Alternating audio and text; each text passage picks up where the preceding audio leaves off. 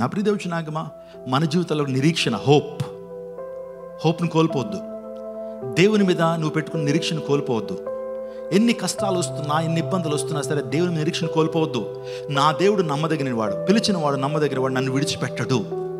యోబు తన జీవితంలో చాలా సమస్యలు గుండా వెళ్ళాడు. ఎంత భయంకరమైన సమస్యలు అంటే, యోబు లాంటి సమస్యలు మనందరి జీవితాలను కలుపుకొని జోబుతో పోల్చుకున్నా సరే అవి పోలికి రావు.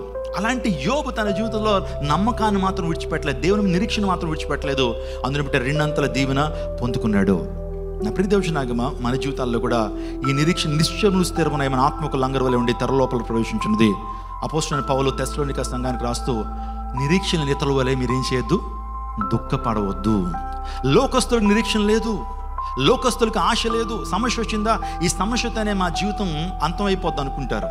వాళ్ళకి హోప్ ఉండదు, వారికి ఏ విధంగా నిరీక్షణ ఉండదు. చాలా మంది దగ్గరికి వెళ్ళి విచారణ చేస్తుంటారు. కానీ మనము దేవుని దగ్గరికి వచ్చి విచారణ చేసినప్పుడు మన నిరీక్షణ దేవుడు వమ్ము చేయడు.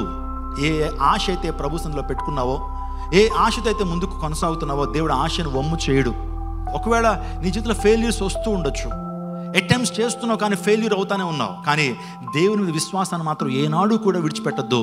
ఆ విశ్వాసమే, ఆ యొక్క నిరీక్షణే ఉన్నతమైన స్థానం నడుపుతుంది.